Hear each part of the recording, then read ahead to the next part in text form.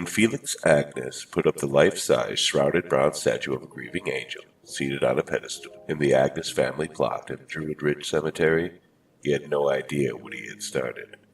The statue was a rather eerie figure by day, frozen in a moment of grief and terrible pain. At night, the figure was almost unbelievably creepy, the shroud over its head obscuring the face until you were up close to it.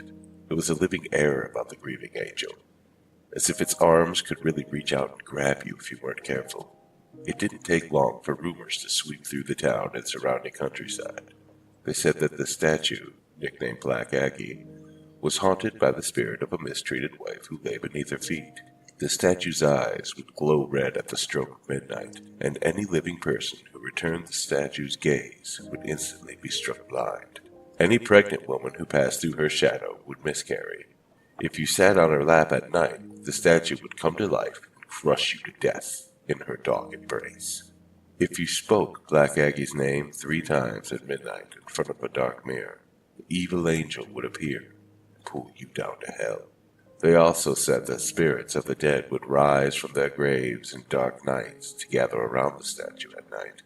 People began visiting the cemetery just to see the statue, and it was then that the local fraternity decided to make the Statue of Grief part of their initiation rites. Black Aggie, sitting, where candidates for the membership had to spend the night crouched beneath the statue with their backs to the grave of General Agnes, became popular. One dark night, 2 fraternity members accompanied a new hopeful to the cemetery and watched while he took his place underneath the creepy statue.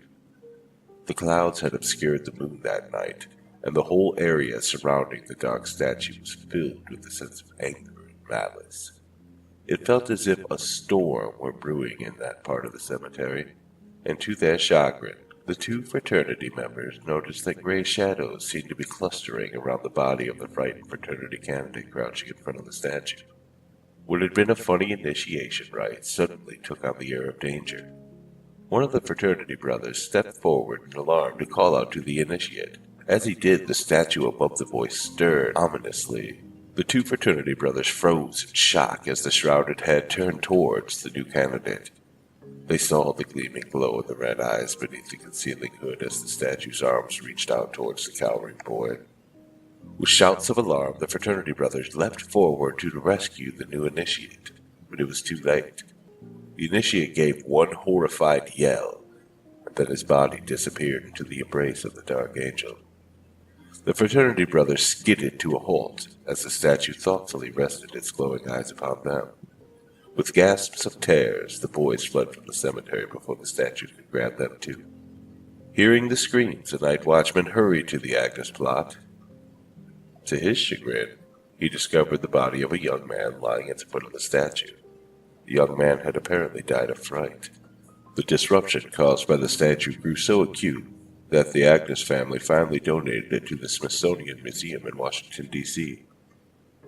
The grieving angel sat for many years in storage there, never again to plague the citizens visiting the Druid Hill Park Cemetery.